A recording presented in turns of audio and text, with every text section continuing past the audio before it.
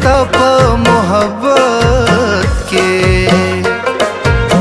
زه د پښتو د هر رواج باغی شوما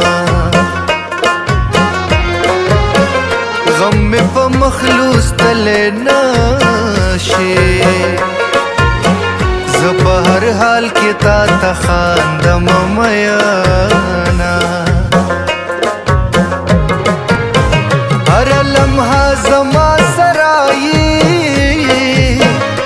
یادېږي هغه چې څوک هېر له چا نه وینا او ما هېرولی نشي ګرانې ته سترګې پټې که محسوس په درته شمه دا ستا د تلو نه پس جانانه دا ستا خبرو سره زه خبرې کړم ټولې خبرې ستا دروغ دي